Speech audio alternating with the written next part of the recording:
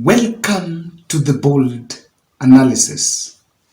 On 11th January, I was in Embakasi for the pass out, the police pass out.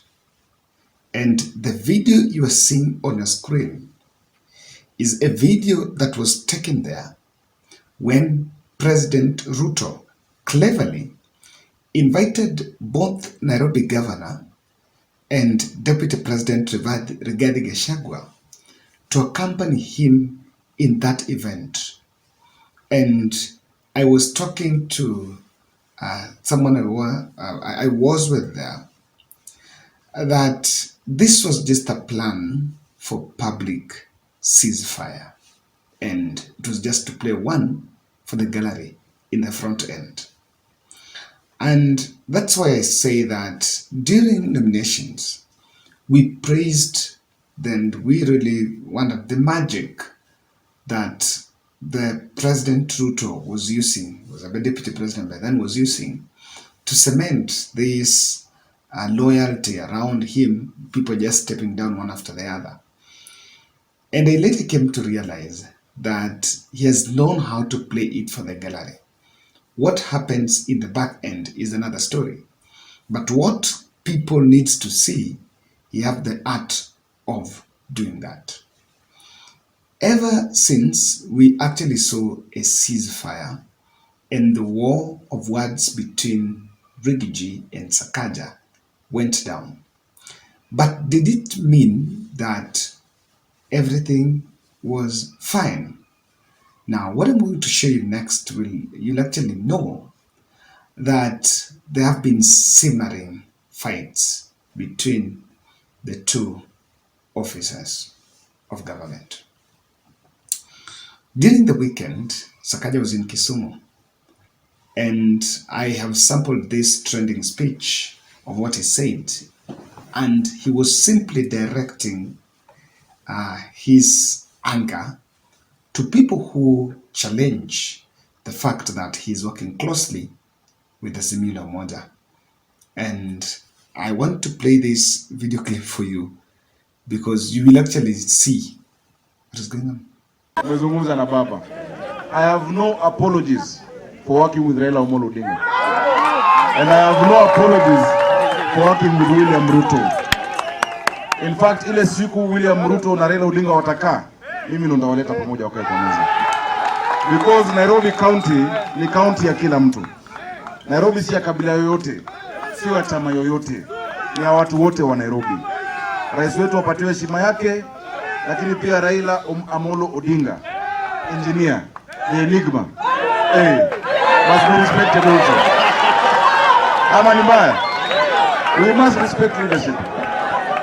So wale ambao wanajaribu kuleta kelele hata kwa sababu Sakaja anafanya kazi na Azimio na UDA, look for division elsewhere. Ile siku mtaona Raila Odinga na Ruto wamekaa pamoja, mtakuwa na aibu kubwa sana. Because our country cannot be divided again, and it will not be divided. We will work for everyone. Kenya mzima ione ishara ama iige mtindo ambao Nairobi imeonyesha. As in Nairobi, we are united. Tunakaa pamoja. Nairobi tunasema hakuna shida ya Mkikuyu tofauti na ya Mjaluo, tofauti na ya Mkamba, tofauti na Mluya.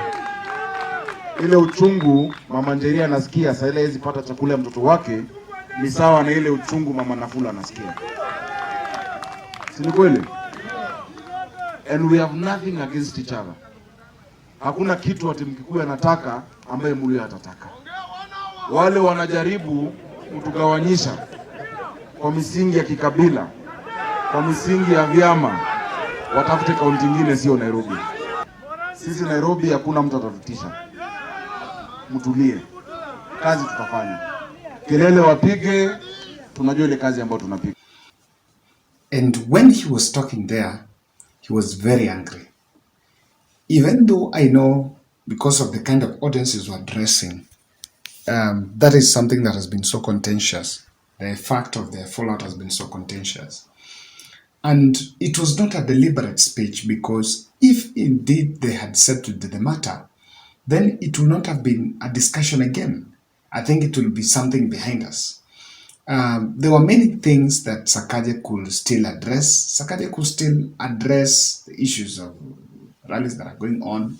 He kept off that conversation. Sakaja could still comment about, by that time he was in Kisumu, there was a lot of debate of how he's using choppers, or maybe using taxpayers' money. He would have responded to that, but decided to attack directly to tell off Rigathi Gachagua. Now, if you think, I listened to that, and then today, in fact, before that, the unit message that Sakaja speaks about, I think, to me, is the main point of departure between Rigiji and Sakaja, because according to Rigiji, that's not what he speaks. He actually says that that is the language of former President Uhuru Kenyatta. Now, today, UDA MCS leadership, Kirago, from Waithaka, and I think Mugambi is from this side of is from the side of Eastlands, held a press briefing spewing all manner of propaganda, trying to directly fault Sakaja, for they say Sakaja supported Azimio in that rally. And what they're simply saying, I listened to their speech, and it was very ironical. They're actually saying that Sakaja supported by, giving theater, giving money, and you will really get to see how sometimes our leaders get a bit petty, for lack of a better word. On the same note, we would like to remind him that we are aware that he facilitated the planning of that meeting. He donated Charter Hall on Sunday afternoon, where groups were meeting during the day to strategize, to mobilize, and to do fundraising for that event. And we have said time and again that we are appealing to him not to wear a yellow t-shirt during the day and a blue one at night. He needs to come out clear. We are aware that he did not just provide a venue, that he financed it. And money was collected at his private office at Riverside. We are aware and we are watching. And we want to remind him time and again that you can fool some people sometimes, but you cannot fool all the people all the time. We want him to come out strong and protect the people of Nairobi. We want him to come out strong and declare his stand. The people of Nairobi are waiting for services. Some good friend of mine, expert in governance, says that when you see MCA calling a press briefing, know very well that they are talking to the governor. They are not talking to Wananchi. They actually want to talk to the governor, or talk about the governor. Okay, whom do you think these MCAs are speaking on behalf? They're speaking on behalf of who? If you're to gauge on that ground, there is no denial. You don't need a magic to see that the person in that press briefing, but silently is absent, the voice is that of Rigathi Gachagua. So that's why I say that there are a lot of unfinished business. There were reports midweek that Sakaja was supposed to meet, and in fact, like they even, but there was no photo shared. Nothing came out. In fact, that fiscal meeting never happened. What was done in public is, what was it? Remember about the Matatu ban issue? It was supposed to get to the boardrooms, and it was a discussion that was supposed to go to continue. But somewhere, it seems it did not happen as it was expected. And people are now trying to pull strings on their sides. So I can tell you that Sakaja and Rigathi, that business is not done. It could be done in the public, but in the back end, there are serious fights going on. Kindly subscribe to our channel, click the notification bell, and also like our video. Guys, there is a consistent plot here, and it's very clear. The people that are against Sakaja are simply trying to associate Sakaja with the Azimio rally.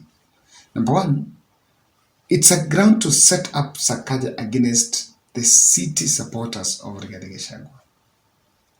This would be a strategy that at the right time will even maybe to some extent render depopularize Johnson Sakaja. And let me tell you, as much as you struggle to depopularize Johnson Sakaja, you seem to be giving him also publicity on other people that are against him. You know, that's how politics is.